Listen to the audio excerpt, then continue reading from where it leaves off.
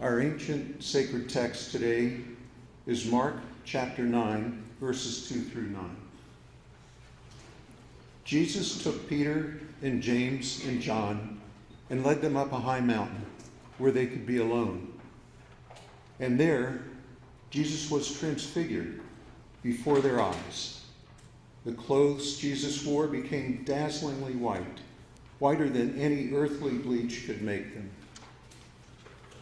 Elijah appeared to them, as did Moses, and the two were talking with Jesus. Then Peter spoke to Jesus. "Rabbi," he said, "how wonderful it is for us to be here. Let us make 3 shelters, one for you, one for Moses, and one for Elijah." Peter did not know what he was saying, so overcome were they with awe. Then a cloud formed, overshadowing them, and there came a voice from out of the cloud, "This is my beloved, my own. Listen to this one." Then, suddenly, when they looked around, they saw no one with them anymore, only Jesus. As they were coming down from the mountain, Jesus gave them orders not to tell anyone what they had seen until after the promised one had risen from the dead. La palabra de Dios. Gracias a Dios. Please be seated. My best friend when I was in seminary transitioned from female to male while we were there. He was the only out trans person at our seminary from 2006 to 2009, as far as I know, and he went on to be ordained as the first transgender priest in the old Catholic Church. I learned about transfiguration from Shay, from having had the privileged experience of getting to witness his transition. You see, as his body slowly made its progress from appearing as a woman to becoming a man, I felt as if I could see him better for who he really was and is. Was it my imagination, or did he stand up a little taller? Did he speak with more authority, more resolution? He confirmed for me that this was true, that that was his experience too. He felt more himself, and that others could actually see him because of the bodily form he took. Through the changing of his body, it almost felt as if his true identity was being revealed, and it was dazzling. On the mountaintop in today's scripture, Jesus is not transformed before our eyes. He's transfigured.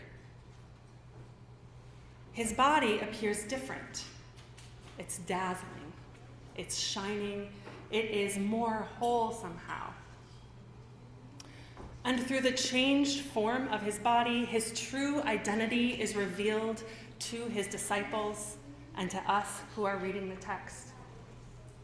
He is Spirit of love and life, God before us, paradoxically packaged in flesh and blood and bone.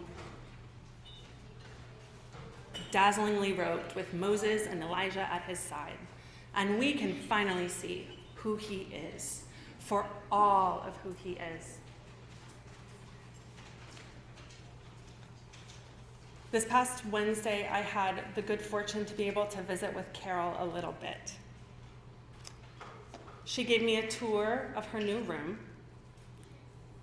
The glass globe that sits next to the window, and we have to be careful with it because we have to return it to its original owner.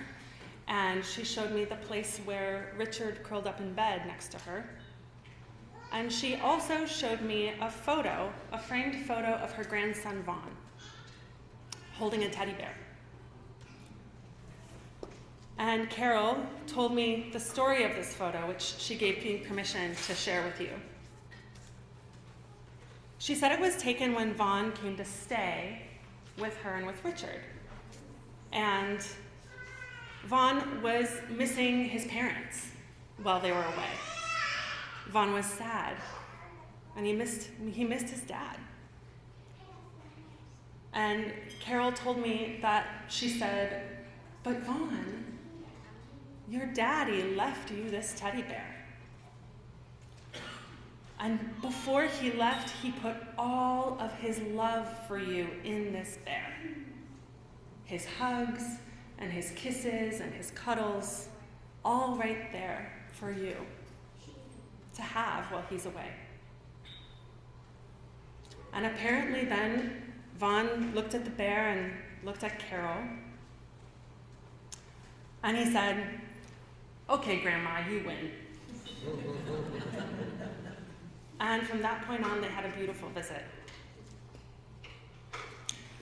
Our bodies, this flesh and blood and bone, they're not static. They traverse distance and time. They change and they age. Our bodies transfigure. And the best that we can hope for in this life is that our transfigured bodies can connect us, revealing our true selves to one another in love. But like Vaughn's teddy bear, even when our bodies are separated, the thread of love that connects them remains.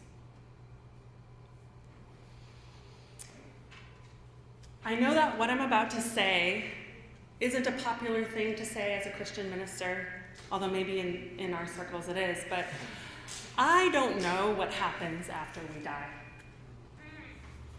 I think for me it would be the height of hubris to pretend as if I do. I'm only human, just like you.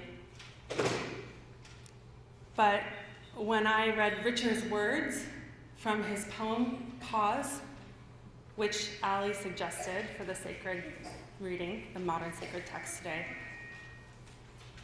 I couldn't help but wonder at what can be revealed to us in the transfigured body of one who passes on. Richard writes, "Me knowing each of my breaths, each of my beats unique, and each in bond, network, webbed, quanted. Surprised I gasp and lavish whole.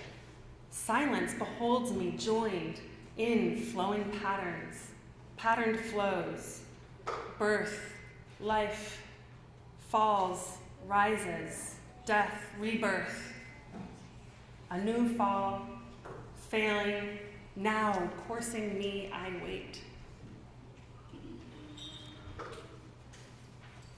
Pretty much everyone in this room knew Richard better than I did. And you all might be able to make better guesses of his meaning here. What I know for sure is that he is a storied man with a mystic's heart, and that he lived a great love story. And so rather than taking up any more time than I have, I'd like us to take time and space in our one-to-ones today to remember Richard, to talk about him.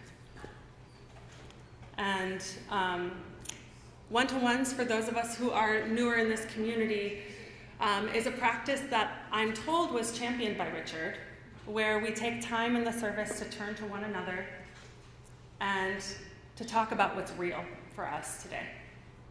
I think probably what's real for many of us today is remembering Richard, the lessons he taught us, the memories we have, the stories. So we'll take time for that. And I invite you to turn to someone. We take about 10 minutes typically, and then we will also share out in the larger group when we return from our one-to-ones. So go ahead and take 10, and I'll call you all back.